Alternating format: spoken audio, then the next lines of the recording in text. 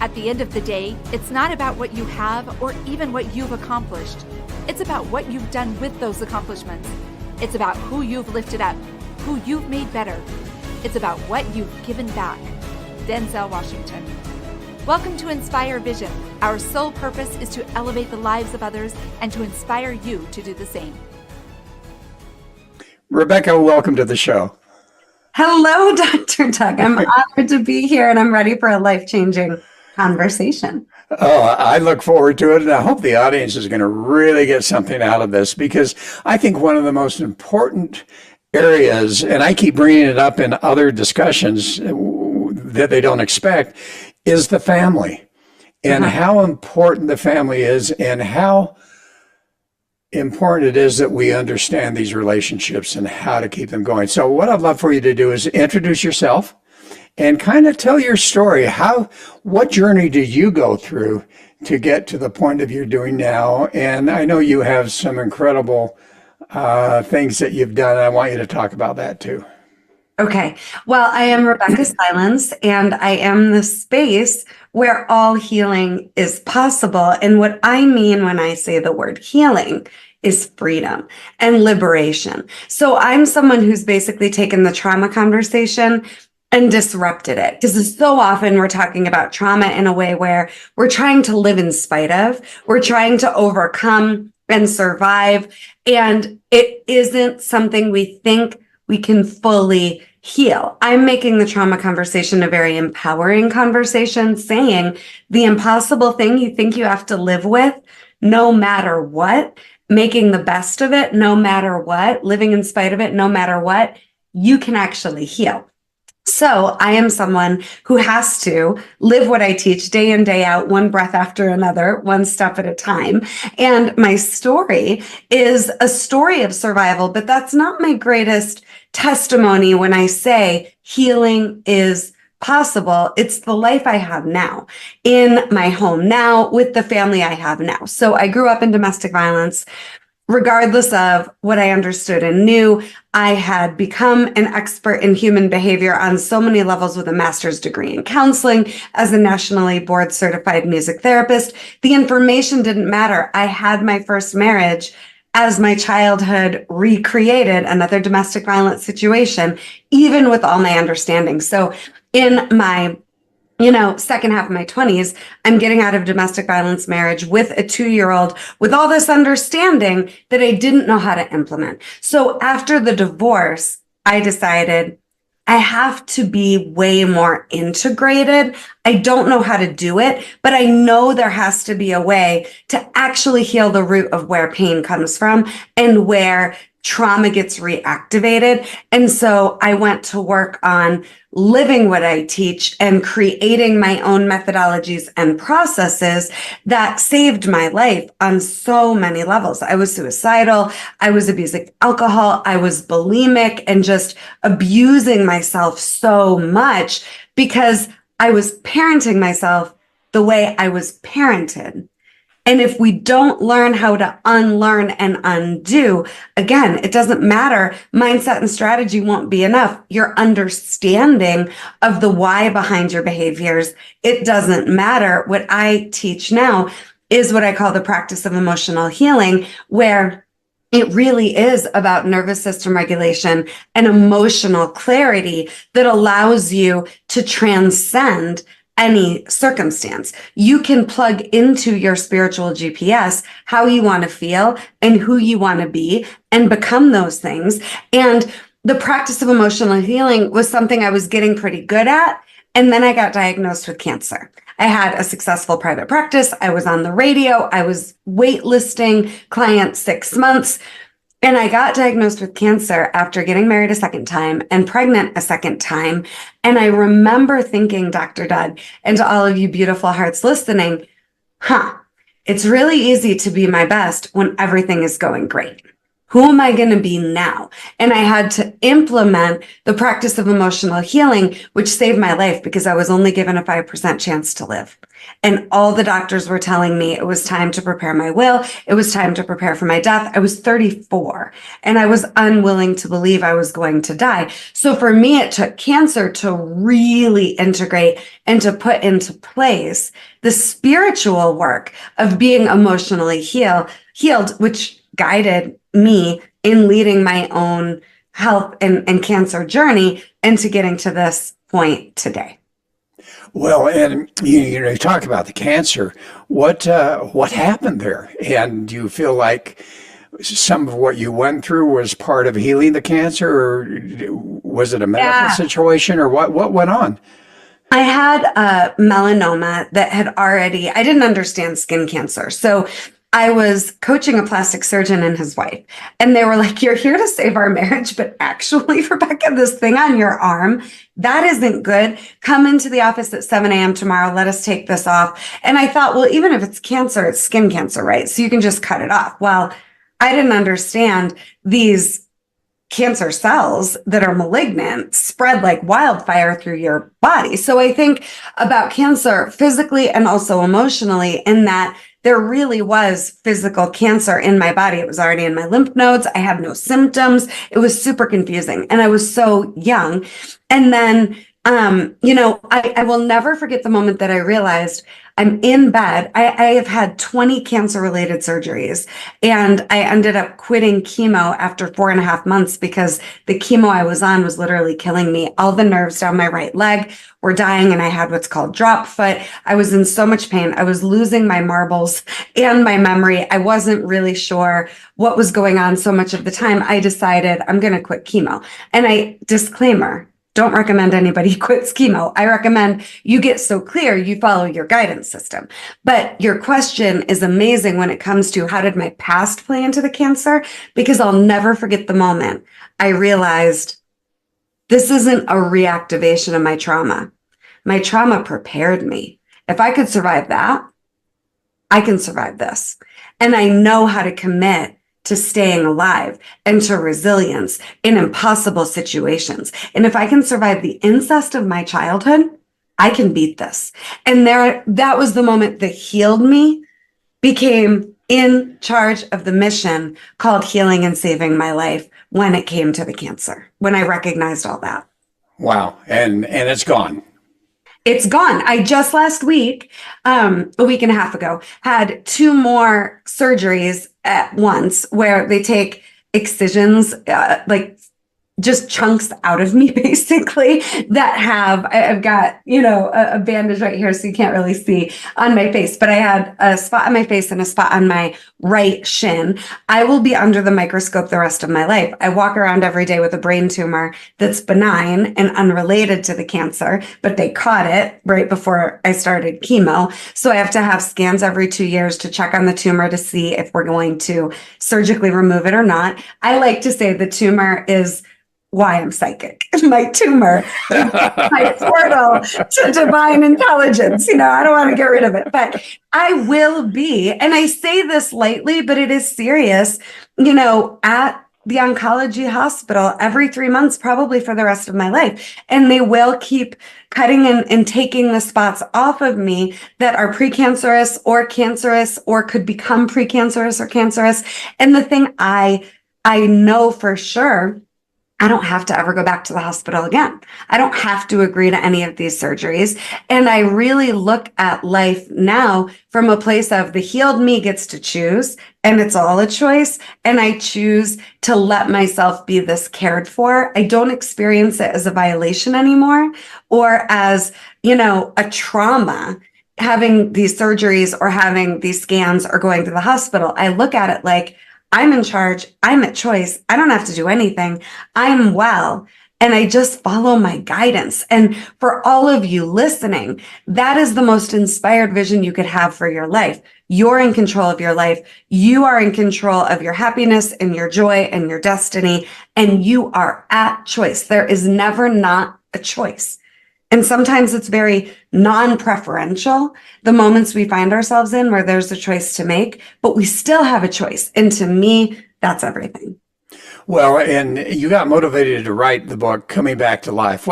What was the background of that, and what motivated you to write that book? Well, the whole I survived and I am more free than I've ever been experience of cancer made it very clear it's time to move from a one-to-one business model and really move into a one-to-many. And while I have survived so much, that's not why the book is called Coming Back to Life, a roadmap to heal from pain to create the life you want. Every client I've had, thousands in my private practice, says to me, I just came to life.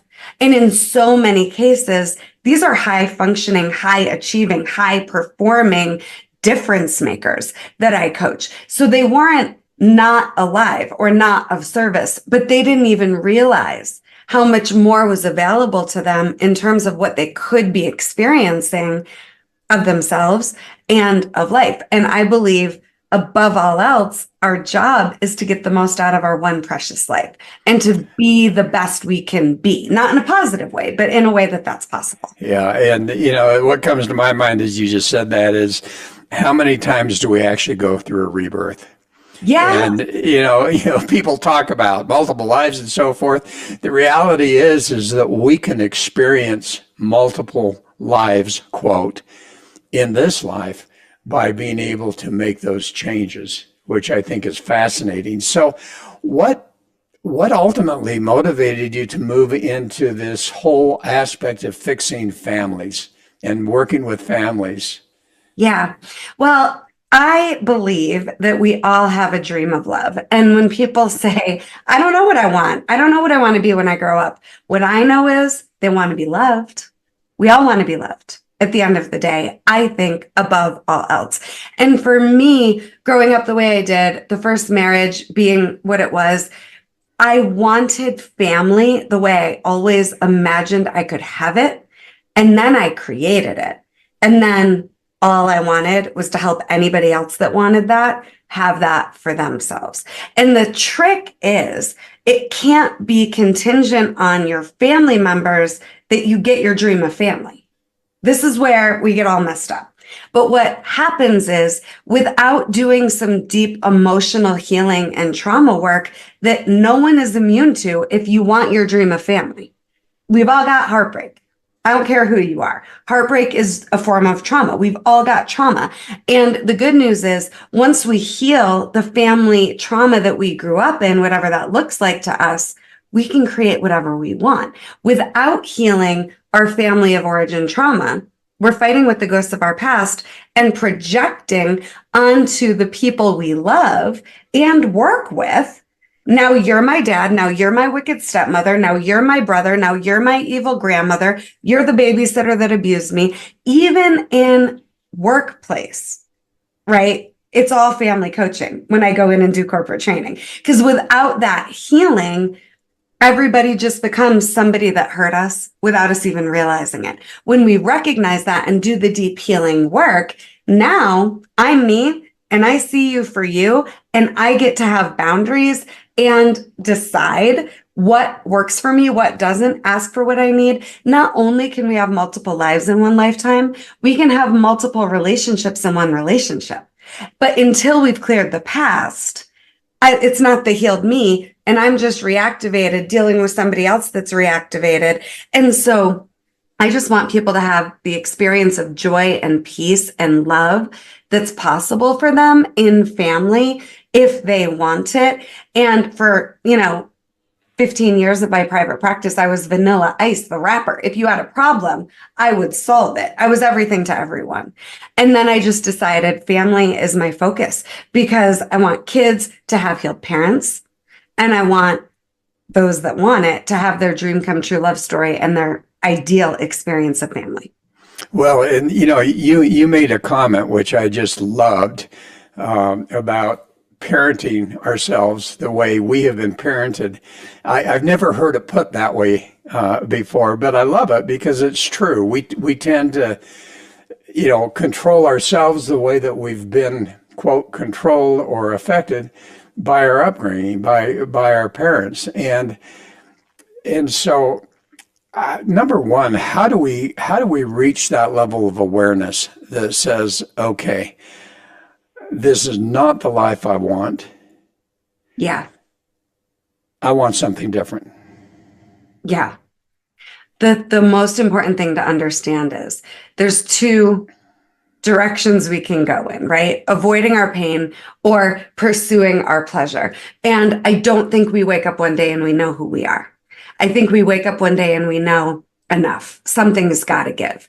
But what most people do when they reach that point of enough, something's got to give, is they try to change the scenery around them. They try to change their circumstances, the people in their lives. They're not going, I got to really get honest with myself about how I want to feel and what I want for me. It is the most important question to answer. And that's what I'm talking about. The direction of pursuing pleasure is about being courageous enough and honest enough to go, I'm following my guidance in the direction of what I want versus I'm avoiding pain. I'm avoiding disappointment. I'm avoiding more heartbreak. I'm avoiding more hurt. And we think until other people approve and buy in and give us permission to be who we are, it's not safe and it's not acceptable. And I'm here to say, there is never going to be a good time. You are never going to be safe enough to be brave enough to be you and to figure out what that means. You're going to have to be brave and let people react and know the scenery changing will never change how you feel on the inside. And what we're really after is feeling fulfilled and feeling like we know ourselves, love ourselves, and trust ourselves. And until you're there with you, the world isn't going to reflect it back. And someday isn't coming. So it's about recognizing that day you wake up and you go, I don't want to live like this anymore. It's time to heal your survival self and design your healed self. Well, and you talk about families, and I mean, I've got 4 kids, and occasionally we have the conversation of, okay, especially with what I'm learning on these podcasts, what did I do as a parent that has affected you in a positive way? And we've talked about that, and they're very grateful and they're very kind about that. And what are some of the things perhaps that I did that may have affected you in a negative way? And what I think that we don't understand as parents is that our children have their own perception. And so I can say something in, to my mind, a very kind situation. I can say something, and in their mind and in their perception, I may be criticizing them, or they may have that perception. How do we help parents learn how to create the best environment possible in that family so that we don't cause as many of those perceptions to occur within our children, when in fact that's not our intent, but it happens? So is there a way for parents to learn how to communicate, learn how to be, in order to create a much healthier environment so that our kids have the best chance of growing up without a lot of those triggers? Yes.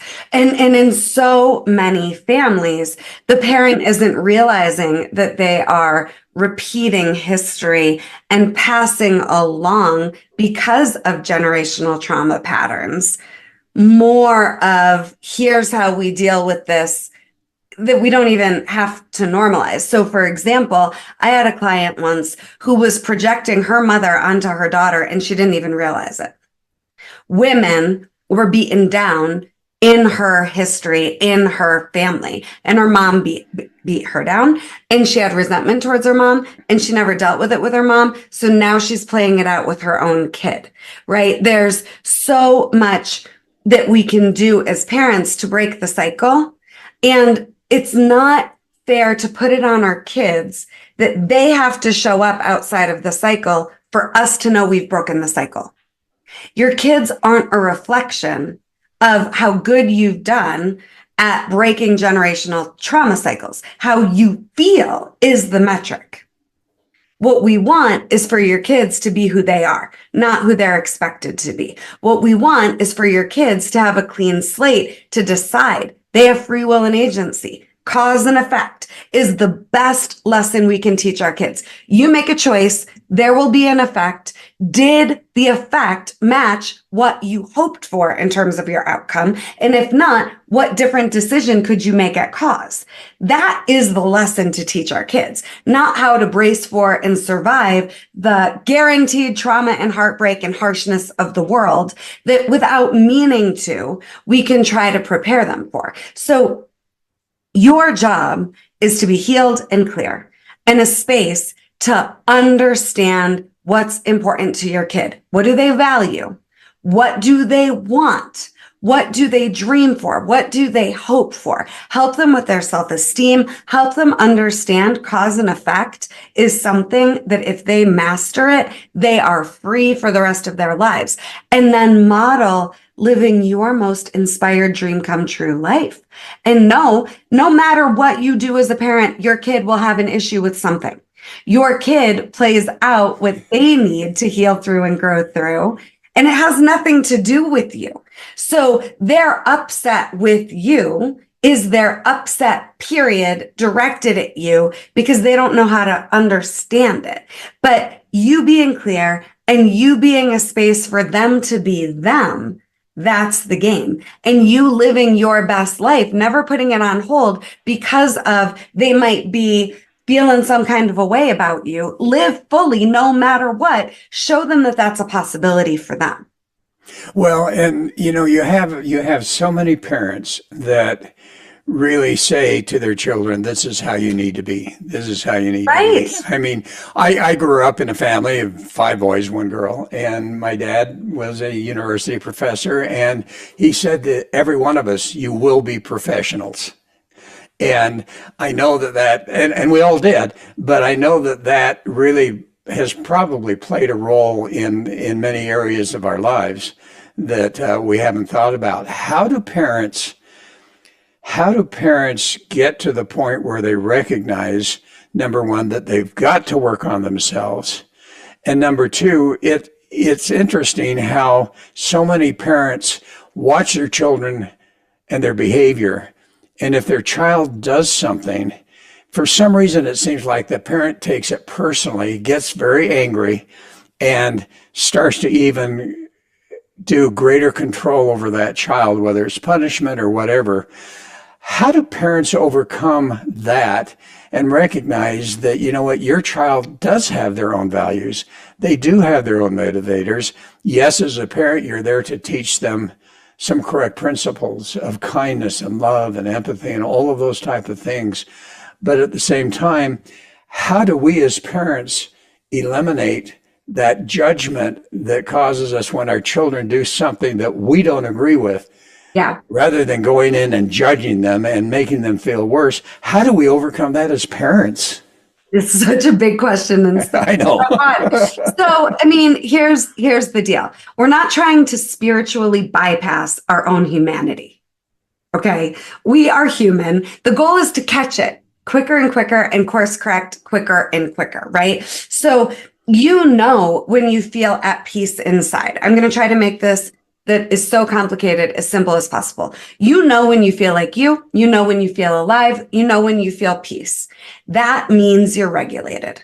If you're dysregulated, we want to be aware of that as much as possible. The difference between am I regulated or am I dysregulated?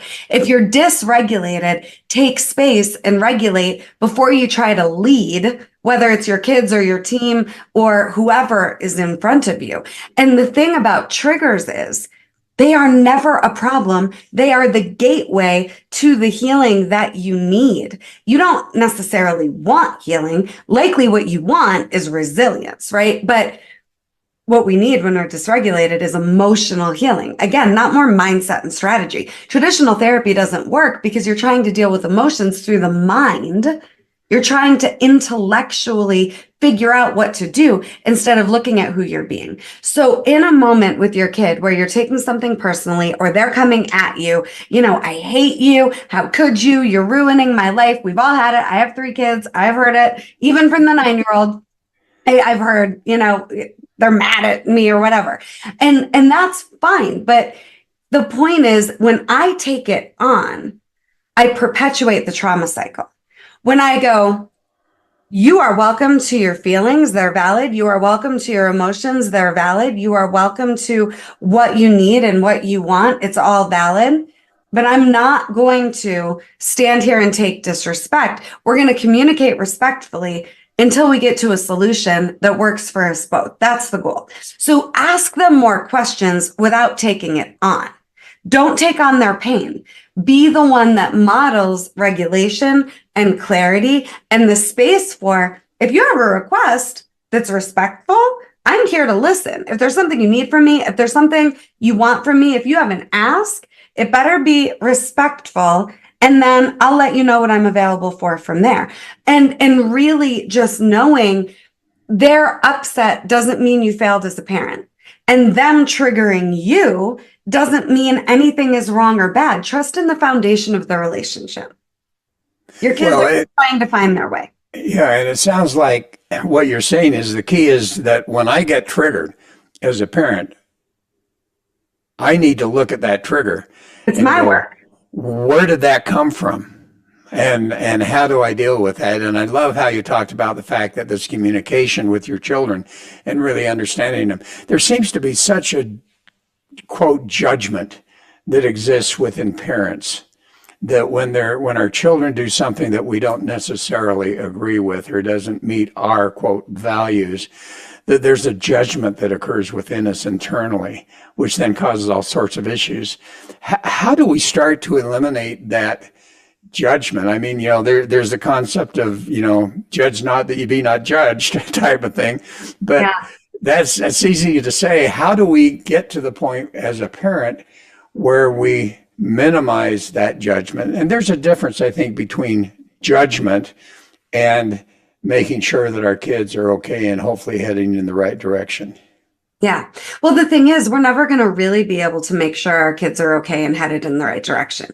We have to trust that we really cared enough to learn about their values and to help them live their values unapologetically in the direction that works for them, right? But we're not trying to bypass judgment. We're trying to recognize when I'm judging you, that's just a sign I'm already judging me. But deeper than that, judgment means I'm afraid. I think there's a threat. And the truth is, cancer taught me this. There really is no threat to our soul's journey and our soul's evolution. A Course in Miracles is a profoundly gorgeous spiritual text. I've done it 4 times. And there's a lesson in A Course in Miracles that says, nothing real can be threatened.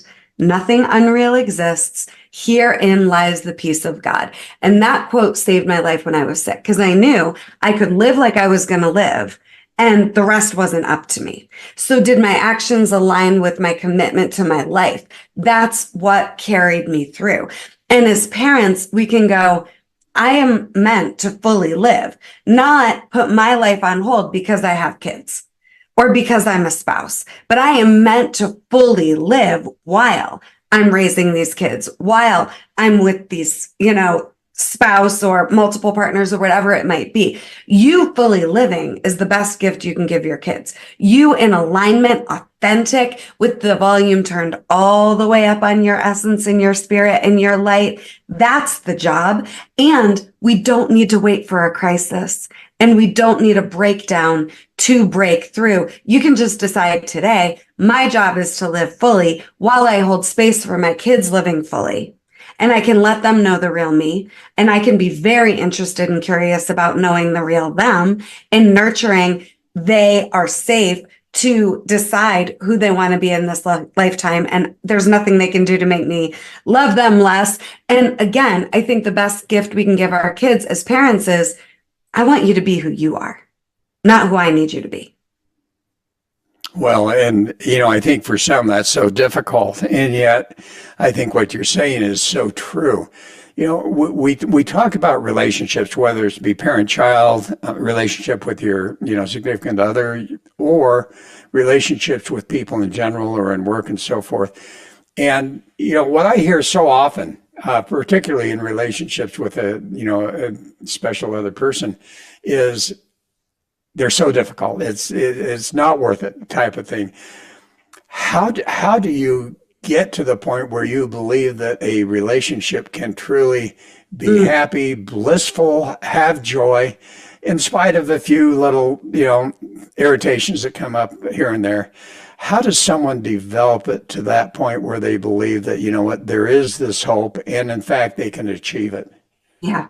I am married to a man who, when I shared with him on date 3, an 11-page list front and back of everything I was looking for in a partner, I thought I'd scare him right away and that would be it. And he got out his own list. Now his was a half a page, not 11 pages front and back, but he had his own list. And when I shared with him my trauma story, thinking, well, if my list didn't scare him off, my trauma story sure as hell will. He just sat there and goes, okay, you want to hear mine? And what we don't understand about relationships is they are for our soul's evolution. It's not just about you're supposed to be the source of my happiness and my orgasms. You are here to help me see and identify how healed I am and where I still have weak spots. That is the point and the purpose of relationships. And we can be independent and have relationship. And this is where it gets all screwed up. Codependence is so normalized. There's me, there's you, there's us, and it's supposed to all be enmeshed. I'm supposed to sacrifice myself and betray myself in the name of love to prove I love you. I'm supposed to worry about you and your happiness above my own, and that's love. That's what our society teaches. No, I teach there's you, there's them, and there's the relationship. And your job is to be fully expressed and free, and you pursuing your individual passions and visions while you support your partner in their independence. My husband is a traveling, executive, and I am a traveling executive and entrepreneur. And people ask us all the time, how do we do it? I'm free to be me. He's free to be him. We co-create and we nurture the relationship together. We're not losing ourselves in each other. And that is the number one thing that creates divorce. People lost themselves in the relationship. And in most cases, they don't even know that happened. Now, from there, again, welcome the triggers. Go, I'm triggered, instead of blaming it on my spouse or thinking if I kick them to the curb and put that divorce lawyer on retainer, now I'm going to be good. You'll repeat the pattern with your next partner. And if you're someone, I've had this too. Clients come to me, I'm done. It's just not worth it to put myself out there again. Now they're dealing with the old dysfunction that they dealt with their former spouse, with their boss, with their, right hand at work, with a client. The patterns repeat until they're healed. So look at relationship as the best seminar to help you be the most self-actualized, fully expressed you possible, and communicate what you want so your partner has a chance to understand you better. We wait until we think it's okay or acceptable, but talk about, actually, here's what I want. The hack I'll leave us with on this question, Dr. Doug, is this. Instead of focusing on the problem, talk to your partner about the solution. Here's my idea. I remember during COVID, my husband and I decided every night at 7:30 at night, we were going to take a walk in our beautiful neighborhood here in Boulder, Colorado. And I am so glad that we did that because we were getting really disconnected and really, focused on our differences about what we were thinking about what was going on in society and politically and all of this versus finding common ground and what brought us together. So we started doing these walks every night, and then we started doing a Monday night date night. We've been doing it now for 4 years, and it changed everything. We focused on, all right, we don't need to solve our problems. We need to solve for what solution would tighten our relationship up and bring us closer together. And we don't skip a Monday night date night. It's like church. Well, and I think that's amazing, and I love your concept of the both and. In other words, I think so many people think that looking internally within themselves, being focused on their own mental, emotional health, physical health, and so forth in their life, takes them away from a relationship. Whereas, as you're saying, you have my relationship, I am who I am, you are who you are. Now let's come together. And all of a sudden it's a both and type of situation. But you brought up the codependency. That seems to be a very, very common experience for many people, but even more important, perhaps, as you said, it's a mentality that exists now in our society, is that somehow we put ourselves into a codependent relationship, or we put ourselves in a relationship where, these are some things that are really important to me, and the other person says, I'm not going to support you in that. No, no, no, this is what I need. How do we overcome that? And how do we change this philosophy of codependency to where people can really approach relationship of, this is who I am, this is who you are. Yeah. As we come together, this is something that we can make work, or we look at it and say, you know what, this isn't going to work. Let's move forward into a different situation. Yeah. Well, and this is my specialty, is helping couples be absolutely two healed adults co-creating magic together. That is the goal. Now, here's the thing you must understand if you're going to actually have that. The other person is never the problem. The other person is never the problem, and they're never the solution. Now, that doesn't mean they're not behaving badly or they didn't do what they did. If there is not somebody in active addiction committed to keeping that addiction going, or physical abuse, and both people want the relationship to work, then you have to understand you're responsible for how you feel. You're responsible for your happiness, and you're responsible for being someone who maintains alignment. I teach the aligned intimacy method because it's easy to be in alignment when it's just you with you. I had a client once that came to me and said, I'm ready to divorce my husband. I can't stand my kids. I'm just going to get divorced and go buy a house in the woods and just live alone in the woods. Screw it. Enough, already. And the thing is, they're not the problem. They're not the reason you gave yourself up. If you're resentful, if you're disappointed, if you're hurting in your relationship, it's real and it's valid. But I guarantee it's how you felt growing up. And you just never wanted to feel that way again. And now this is how you feel. And this spouse of yours is the spiritual healer and teacher that's the gateway for you healing up that inner child and that survival you, and being healed and liberated and free, no matter how they show up. So again, if you're in an abusive, dangerous situation, please get help and get out. If you're dealing with an addict that isn't wanting to take on their addiction, there's not going to be much you can do because they're in a relationship with their addiction, not with you. If those two things aren't happening, any relationship can heal. I don't care if there's been affairs. I don't care how bad it is, was, lies, whatever. If both people want it, now we've got to do the deep work to own the trigger and to go, okay, you just helped me heal a trigger I didn't even know I needed to heal. And the trigger is always a trauma that hasn't healed yet. So now we can use each other to help our inner child heal. So we have two healed adults. And that's my favorite part of my work. I get to watch the moment where people meet each other for the first time. Well, and as you said, one thing you said, and I think is key, is if both people want it. Yep. So here's the question. How many times do you start working in a relationship situation and you look at that and you go, okay, this is something that absolutely can be healed. And I assume you look at that and you pick up all the red flags and so forth and say, okay, you know what, we can do this. Or you look at some of those and recognize, okay, we're dealing with a narcissist, or we're dealing with this situation. This isn't going to work. At what point in time do you tell people, you know what, it's time to separate and move on to a different life? Yeah. What I do is 2-day couples intensives. So I'm like, let's rip off the Band-Aid. Let's get you the information as soon as possible, right? So give me 2 days and we're going to know. Did it work and we can reinvent in a way where we stay together? Or did it work and we reinvent in a way where we gracefully and respectfully and lovingly divorce, whether you're married or not, right? So if you're not clear and peaceful, and oh my God, I love you, and this era is over. Bless you into your future. Bless me into mine. You're not ready to get divorced. So how do you change people that are not really willing to do that introspective work that may, Yeah. or as I say, they're either highly OCD, which is very difficult to overcome. They may be narcissists, which is very difficult to overcome. And that's its own separate type of abuse. And as you try to see them make those changes, they're not really willing or emotionally able to make those changes.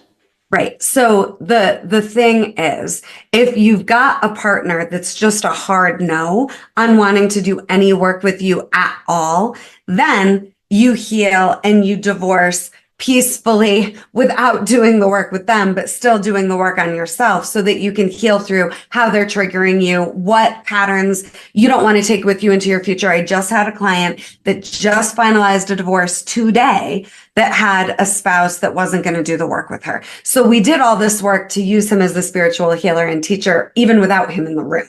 What did he represent? Right? Because he's not the problem. He represents patterns that need to be healed. But in almost every single case, Dr. Doug, the person wants it. They just don't know how. It feels like Mount Everest. And the narcissist is in a trauma response. And the OCD control freak is in a trauma response. So what I tell people is you don't need to know how. I'm going to guide you through the how. I know exactly what to do with you guys to get you connected to you, the healed you, and to each other, the healed partner. You don't need to worry about the how. You just need to raise your hand and go, I am unwilling to not pull out all the stops here. I want to know I left no stone unturned. I want to know I became a more healed me so that I don't take patterns with me into my future, whether I stay in this relationship or not. If that appeals to you, give me a call. And in 2 days, I'll give you all the information you need to move forward. And it's experiential work and it's emotional work. And emotional work can be scary because we don't know we can survive our deepest pain. But if you don't take it on, now Pandora's box is running and maybe even ruining your life. I go, can we open up Pandora's box, please? Everything feels better and looks better and is less scary with the light on. So how about we open the box with the light on, look at it all, diffuse all of this charge and move forward knowing none of this gets to ruin the rest of your life. And there is a before and after. And that can be difficult, I think, for a lot of people. But as you say, the outcome can be beautiful. Do you have a story that you can share of a family that you've worked with where there was almost a sense of, this is never going to happen? Oh, God, I have all a of a million. sudden, they have moved into a wonderful, blissful relationship. Just one story. Sure. Yeah. I have a woman who's a financial advisor, and she came to me saying, there's no way I'm going to be happy in my marriage, in my life. She had a special needs child, 3 kids, one with special needs, a husband she was super disconnected from. Work was her life. And we ended up setting up so much for this family. She wanted to go to Spain for a month. She thought the only way she could do that is if she got divorced first. She worked remotely in Spain for a month. Her dream. Husband was on board and supported. Kids were on board and supported. She's about to celebrate her 20-year anniversary to her husband, and they're going to Italy together. And she had pushed him away for so many years. And now they're connecting and they're happy. And the kids get to see this. They get to see mom going to Spain. They get to see their parents going to Italy. They get to see, wow, my parents' lives isn't just about taking care of us and going through the motions. They're living and they're joyful. And this woman thought if she took on what she really wanted, she'd lose everything. And what I call it is high functioning unhappiness. She was suffering from high functioning unhappiness, and she was afraid if she dealt with her unhappiness, she'd threaten the high functioning part of her life. But I was there to guide her in, we are going to threaten the crap out of your unhappiness, not the high functioning part of your life. And if we don't threaten your unhappiness, the high functioning part of your life will be threatened. Threatening the high functioning isn't the goal. Threatening the unhappiness is. So this family is thriving on so many levels. And now the husband's coming to her and saying, hey, I got some dreams too. You ready? Yeah. Yeah. And, and so that formula that you use is really what? It helps people to really focus on what's not functioning in their lives. And then as they do that, And as both partners start to do that, all of a sudden they can truly come together in communication and understanding and support. Right. And you don't get to skip the season of, I mean, the first 5 years of my marriage, and we've been married almost 13 years. First 5 years, unhealed Rebecca and unhealed Mark were at odds. And we just learned, all right, we're going to lean in. We're committed to, we're closer at the end of this breakdown than we were at the start of it every single time. And I remember saying to a coach, I am willing to have the same fight with Mark as many times as we need to until I stop feeling like I'm leveled every time we have the fight. And then there was the day where I was solid as a rock and we had the fight. And I was like, that's what this work is about. I am still me regardless. Now there's a light. Now there's an opening. I don't need him to be different. I'm not putting the pressure on him to be the source of I don't hurt anymore, or the fight doesn't happen, therefore I'm okay. I'm okay no matter what is where we want to get to, because then now your marriage is about two healed adults just being honest with themselves and each other, co-creating together, designing life together where they're still independent and they're not trapped because they're married, but they also have this beautiful relationship to nurture together. And that brings about a lot of joy, doesn't it? Oh my God, it's so amazing. It is so much fun. I mean, my husband and I have this crazy love story that's so unconventional, and all my couples, thousands over the years, I'm helping them design their way. There's not a right way. And back to the parenting conversation earlier in this episode, there's not a right or a wrong way to do marriage. There's not a right or a wrong way to parent. There's not a right or a wrong way to live or to heal or to lead, but there is what works for you. And that's what we have to find, because that's the success metric. Am I in alignment with my own soul? The rest of it is everybody else's free will and agency and their soul journey. Well, and so as we close, what would be that message you want to share with the audience? Yeah. The message I think is most important for all of us day in and day out to rest in is be careful with each other's hearts, starting with your own. The goal is always soften more gentleness, more self-love, more compassion, more forgiveness of you, and letting your best be enough. And from there, you can be careful with each other's hearts. And that's how we heal the collective. Oh, I love it. Thank you so much. This has been a great conversation, Rebeccah. Thank you so much. I really appreciate it. How do people find you, and how do people find your book? Yes. So please visit me at RebeccahSilence.com. Rebeccah has an H, ReBeccah, silence, like be quiet, even though I'm not, .com, RebeccahSilence.com. You can find the book. You can find my courses, which if you don't want to do the VIP premium 2-day intensive with me, buy my emotional survival kit for $500 and transform your family. It is money back guarantee. So good. Also available at RebeccahSilence.com, as well as how to work with me privately. Information is available there as well. You can also follow me on all the social channels. I have a YouTube channel with just a lifetime worth. It's like Disneyland. You wouldn't be able to get through all the content if you tried, but amazing shows and episodes at my Rebeccah Silence YouTube channel available as well.